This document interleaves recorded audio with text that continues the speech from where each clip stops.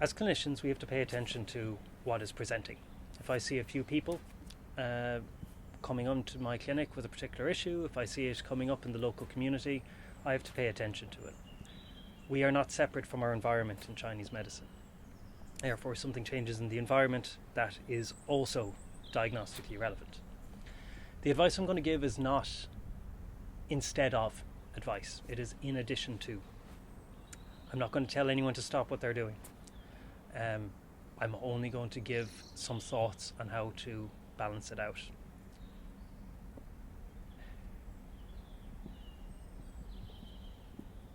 I often think about the difference between the individual and the collective. Things that can benefit the collective, the group, the larger world, often take a terrible toll on the individual. And that's not necessarily a bad thing. Often that's very worthwhile. But as Chinese medicine, we treat the individuals.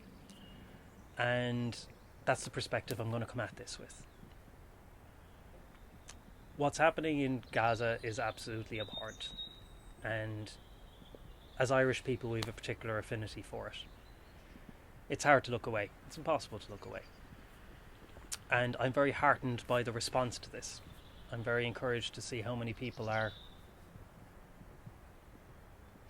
affecting real measurable change. Fundraising, raising awareness, speaking out, contacting policymakers.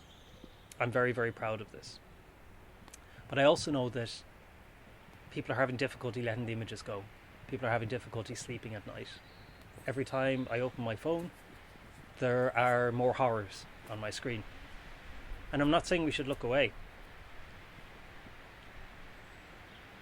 But the very sensitive people that are motivated by these images need to be protected, need not to be overwhelmed, need to be able to carry on their great work. Because unfortunately, the larger groups, the world at large, policymakers and so on, are not this sensitive, are not this moved. So how do you make this sustainable? All this information is being conveyed to us through these horrible tiny little screens, as is the information I'm giving you. I realise the irony. These screens are in the world of the wood element in Chinese medicine. So the wood element, it likes the immaterial. It's the element of the cloud, of dreams, of things that are not tethered to this earthly realm. It's associated with the liver.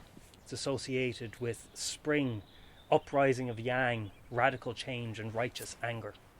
And we say that screens damage liver yin. It draws you into that world. It makes you even more twitchy, even more aggravated, even more reactive. And all of these things are completely justified. But for the individuals feeling these, I'm trying to look at the advice Chinese medicine offers to balance this out. If the emotion is anger, the countering emotion, and one that I think is really present, is grief. I would urge people that are feeling this constant anger to look at what else might be there as well as anger. Not instead of, but as well as, maybe behind.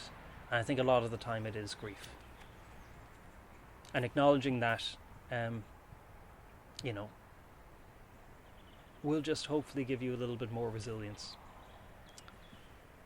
The liver is the world, the wood element is the world of the online and the immaterial, so immerse yourself in the material when you can. Go for walks, hydrate, ground yourself. Look at beautiful things. You're not betraying anyone by looking away for a moment. You need to take care of yourself. And feel these emotions as well. I often think of, in ancient Greece, these awful tragedy plays they had where the whole community would gather together and just mourn. They'd watch these terrible things happening and they'd cry and shout and rage and experience this catharsis. And I think sometimes people look at these as just like this nice piece of entertainment they have, but I don't think it was that at all. I think it was a vital way of survival for people that lived in a state defined by warfare, disease, loss and hardship. In Ireland we have the Queen, the history of keening and mourning. So if you can find people in real life that are feeling these emotions, gather together with them and feel these too. And don't just be online too much. Get off the screens. You can go back, but just fill your cup a little bit before you delve back in. Don't feel bad about putting beautiful things out into the world either. They are more meaningful than ever at times like this. And keep doing what you're doing. Keep fundraising, keep donating, keep getting onto your TDs and political figures. Do all of that, but also look after yourself. Sinead.